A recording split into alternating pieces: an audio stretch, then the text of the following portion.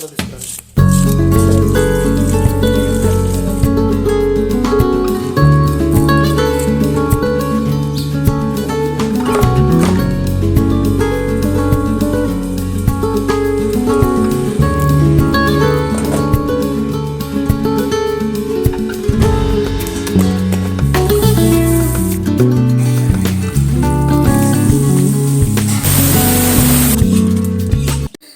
Hi అందరికీ welcome to my channel Janu vlogs and Vanitha kitchen. అందరూ ఎలా ఉన్నారు?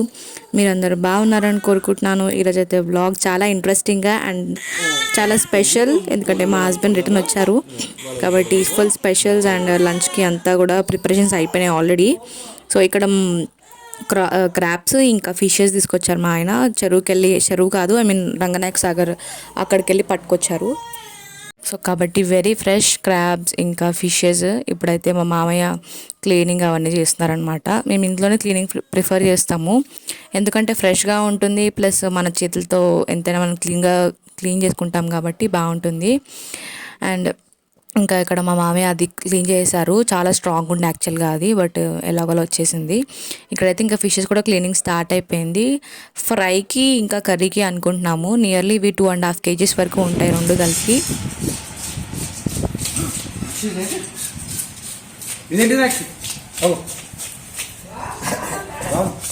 నో మ్యాక్సీ అలాగే పక్కన కూర్చుంటుంది, కానీ అసలు వెళ్ళదు దగ్గరికి. అంటే స్మెల్ అవన్నీ చూడడం కానీ లేకపోతే టేస్ట్ చేయడం అట్లా వెళ్ళి ముట్టుకోదు వాటిని ఏమి. సో వెరీ గుడ్ హ్యాబిట్ యాక్చువల్గా మ్యాక్సీది అది. ఇక్కడైతే మా మామయ్య అన్ని తోకలు అవన్నీ కూడా కోసేసారనమాట. ఇక్కడైతే ఇంకా చాలా సన్న సన్న పీసెస్ కోస్తున్నారు. ఇంకా నేనైతే ఇంట్రెస్టింగ్గా కూర్చొని చూస్తాను ఎవ్రీ టైమ్, బట్ ఈసారి బాబు వల్ల చూడలేదు. బట్ ఎవ్రీ టైమ్ మా మామయ్య నేనే క్లీన్ చేస్తాం మ్యాక్సిమమ్. ఇక్కడైతే ఇంకా నేను ముట్టుకోను, కానీ పక్క నుండి చూడడం వరకే, అంతకు మించి మనం ఏం చేయడం రాదు మనకి. ఇంకా అవన్నీ అయిపోయిన తర్వాత ఇంకా ఫ్రిడ్జ్లో పెట్టేసాము అవి ఆఫ్టర్నూన్ కోసం అని. ఆఫ్టర్నూన్ కొంచెం బాబు టైం ఇచ్చిండే అనమాట. ఆయన పడుకున్న లేచినా కూడా అత్తయ్య వాళ్ళతో ఆడుకుంటారు కాబట్టి నేను ఇక్కడ లాస్ట్ టైం స్ప్రింగ్ రోల్ కోసం షీట్స్ చేసి మనం ఫ్రిడ్జ్లో పెట్టాం కదా, వాటి కోసం నేను ఆల్రెడీ స్వీట్ కార్న్ తెప్పించి దాన్ని ఫ్రోజ్ చేసి పెట్టేశాను, ఫ్రీజ్ చేసి. సో ఇంకా అవి తీసి పక్కన పెట్టేశాను అనమాట. చూసారు ఎంత ఫ్రెష్గా ఉన్నాయో. నేను యాక్చువల్లీ ఇది ఫస్ట్ టైము స్వీట్ కార్న్ని ఫ్రీజ్ చేయడం, బట్ మంచిగా ఉన్నాయి. ఉడకబెట్టిన తర్వాత కూడా సేమ్ ఫ్రెష్గా ఉన్నట్టే ఉన్నాయి, చాలా మంచిగా ఉన్నాయి అనమాట. మీకు కూడా ట్రై చేయొచ్చు కావాలంటే. ఇంకా ఇక్కడ నేను కుక్కర్లో వేసేసి వాటర్ వేసేస్తున్నాను. ఇంకా ఒక 4-5 విజిల్స్ వరకు తీపిస్తాను, ఎందుకంటే మంచిగా ఉడకాలి కాబట్టి. ఇక తర్వాత ఇక్కడ ఆనియన్స్ ఒక 2-3 ఆనియన్స్ తీసుకున్నాను అండ్ చాప్ చేయడానికి. ఇంకా కొంచెం కొత్తిమీర కూడా వేద్దాము లాస్ట్లో. ఇక్కడైతే ఆనియన్స్ చాప్ చేసేసి, ఎందుకంటే మనం స్ప్రింగ్ రోల్స్ ఫ్రిడ్జ్లో పెట్టాం కదా, అది ముందే కూడా తీసి పక్కనే పెట్టేసుకోండి, కొంచెం కూలింగ్ అదంతా పోతుంది. ఎందుకంటే మనకి షీట్స్ ఈజీగా రావడానికి ఉంటుందన్నమాట. కొన్ని షీట్స్ విరిగిపోయాయండి నావి కూడా, పర్లేదు, కాకపోతే అవి నేను సమోసాలా చేసేసుకున్నాను అనమాట. చూపిస్తాను అది కూడా మీకు ఎలా చేశాను అని. ఇక్కడైతే నేను ఇంకా ఆనియన్స్ కోసుకున్న తర్వాత ఇక్కడ నేను ప్యాన్ పెట్టేసి అందులో జీరా ఇంకా ఆనియన్స్ వేసేసి మంచిగా ఫ్రై చేయనిస్తున్నాను. ఎక్కువ ఇందులో మనం మసాలాలు ఏం యూజ్ చేయమని వెజిటేబుల్స్ కూడా ఏం యూజ్ చేయట్లేదు, ఓన్లీ స్వీట్ కార్న్ చేస్తున్నాను నేను ఫిల్లింగ్ది. స్టఫ్ స్వీట్ కార్న్ బాగుంటుంది కదా, ఓన్లీ ఆనియన్స్ అయితే ఏం బాగుంటుందని చెప్పి నేను తెప్పించాను అనమాట అవి. ఇక్కడైతే ఇంకా పసుపు, కారం, ఉప్పు, ధనియాల పొడి అవన్నీ వేసి మంచిగా మిక్స్ చేసి కొంచెం మనం వేసిన ఇంగ్రీడియంట్స్ అన్నీ వేగాలి. వేగిన తర్వాత లాస్ట్కి ఇంకా స్వీట్ కార్న్ వేసుకోవాలి. అది కూడా ఎక్కువ కుక్ చేయాల్సిన అవసరం, ఎందుకంటే మనం ఆల్రెడీ బాయిల్ చేసాం కాబట్టి. ఇంకా ఇక్కడ నేను కొంచెం ఫ్రై అయిన తర్వాత దాంట్లో లాస్ట్ కొత్తిమీర యాడ్ చేసేసి మంచిగా మిక్స్ చేసుకొని స్టఫింగ్ కొంచెం ఆరే వరకు పక్కన పెట్టేసుకోవాలి. ఆ లోపు మనం ఇక్కడ చిన్న బౌల్ తీసుకొని అందులో కొంచెం మైదా తీసుకొని లైట్గా వాటర్ తీసుకొని మంచిగా ఇట్లా బ్యాటర్ లాగా కొంచెం మిక్స్ చేసి పక్కన పెట్టుకోండి. అండ్ మన షీట్స్ కూడా కొంచెం కూల్ తగ్గిపోయినాయి. తర్వాత నేను ఇక స్టఫింగ్ కూడా చల్లారిపోయిన తర్వాత ఇక్కడ నేను స్టఫింగ్ ఫస్ట్ వేసేసుకొని మన షీట్లో మంచిగా ఇట్లా సైడ్స్కి మనం ఆల్రెడీ మిక్స్ చేసుకున్నది ఉంది కదా బ్యాటర్ ఏదైతే ఉందో, అది నేను చుట్టూరు పెట్టేసి మంచిగా ఫోల్డ్ చేసుకొని పక్కన పెట్టేసుకోవాలి. షీట్స్ అన్నీ వేసుకొని నేను ఎయిర్ ఫ్రైయర్లో చేస్తున్నాను కాబట్టి ఆయిల్ ఎక్కువ కన్జ్యూమ్ చేయదు. ఆయిల్ తినద్దానే నేను ఎయిర్ ఫ్రైయర్లో చేస్తున్నాను యాక్చువల్గా, 0 ఆయిల్ అనుకోండి. So 0 oil recipe weight loss కూడా చాలా మంచిది. మైదా అంత హార్మ్ఫుల్ ఏం కాదు, ఎప్పుడో ఒకసారి తింటాం కాబట్టి. సో చీట్ డేస్ ఏమైనా మనము ట్రై చేయవచ్చు అనమాట. ఇక్కడైతే నేను ఎయిర్ ఫ్రైయర్ని తీసేసుకున్నాను. కింద కూడా నేను ఆయిల్ వేయట్లేదు యాక్చువల్గా చూసినట్టయితే మీరు. ఆయిల్ ఎందుకంటే మైదా ఎక్కువ స్టిక్కీగా ఏమి ఉండదు కాబట్టి ప్యాన్ నుంచి ఈజీగానే వచ్చేస్తుంది.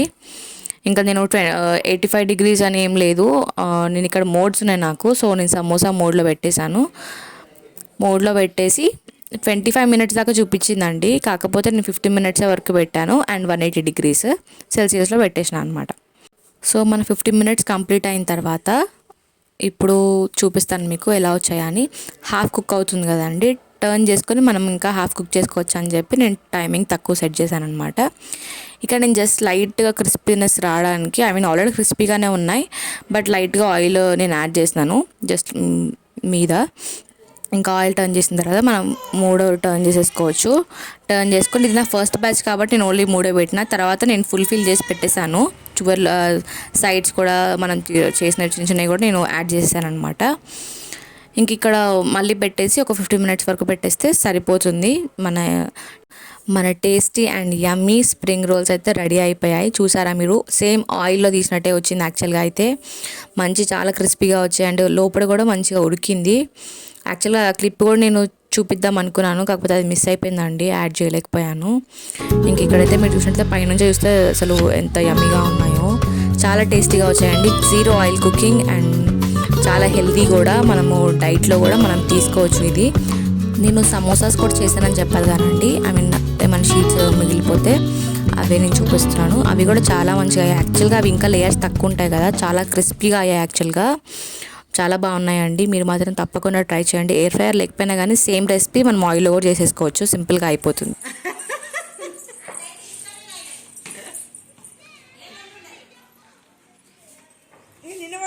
ఇప్పట్లా గారు ఇట్లానా, ఇట్లా ముందుకే నడకను అగ నవ్వులు.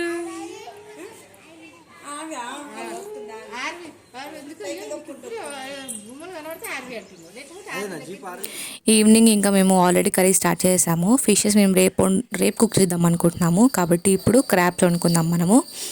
సో ఆయిల్లో జీరా ఇంకా ఆనియన్స్ వేసి మంచి ఫ్రై అయిన తర్వాత అందులోకి పసుపు, అది కూడా మంచి ఫ్రై అయిన తర్వాత జీలకర్ర మెంతుల పొడి, నేను లాస్ట్ టైం రెసిపీలో కూడా షేర్ చేశాను. ఎవ్రీ సీ ఫుడ్ జీలకర్ర మెంతుల పొడి యాడ్ చేస్తే టేస్ట్ చాలా డిఫరెంట్గా ఉంటుంది అండ్ టేస్ట్ మాత్రం నిజంగా అదిరిపోతుంది. ఇంకా అది యాడ్ చేసుకున్న తర్వాత అల్లం వెల్లుల్లి పేస్ట్ కూడా యాడ్ చేసేసాము. అది యాడ్ చేసిన తర్వాత మంచిగా అది కూడా కొంచెం పచ్చివాసన పోయిన తర్వాత ఇంకా మనం క్రాబ్స్ ఏదైతే ఉందో అంతా మంచి ఫ్రై చేసుకుంటున్నాను. యాక్చువల్గా అండి ఇది క్లారిటీ మిస్ అయింది, ఏమనుకోకండి, లైటింగ్ కొంచెం పోయిండే అనమాట అప్పుడు. ఇంకా అలాగే షూట్ చేసాము బట్ టేస్ట్ మాత్రం అల్టిమేట్ అండి, క్లారిటీ లేదు అంతే మీకు. ఇంక ఇక్కడ కారం యాడ్ చేస్తున్నారు మా అత్త. కారము యాడ్ చేసేసి ఇంకా సాల్ట్ కూడా యాడ్ చేశారు బట్ ఆ క్లిప్ లేదు.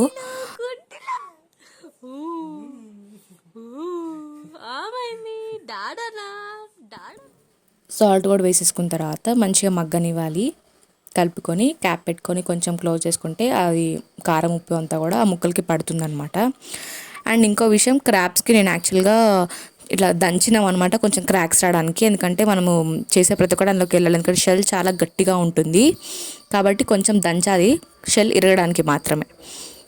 మొత్తం ముక్కలు చేసేయకూడదు ఈచ్ అండ్ ఎవ్రీథింగ్. చూసినట్లయితే చిన్న చిన్న క్రాక్స్ ఉన్నా కానీ ఏ ఒక్క పార్ట్ హ్యాండ్ విడిపోలేదు. సో అలా చేసుకున్న తర్వాత చింతపండు రసం వేసుకొని మంచిగా మిక్స్ చేసుకొని కొంచెం సేపు మూత పెట్టేస్తే దగ్గరకు వచ్చేస్తుంది క్వాంటిటీ అంతా. అప్పుడు టేస్ట్ మాత్రం అల్టిమేట్ ఉందండి. నేను చిన్నప్పుడు ఎప్పుడు తిన్నా, మళ్ళీ ఇప్పుడే తిన్నాను, టేస్ట్ మాత్రం చాలా బాగుంది.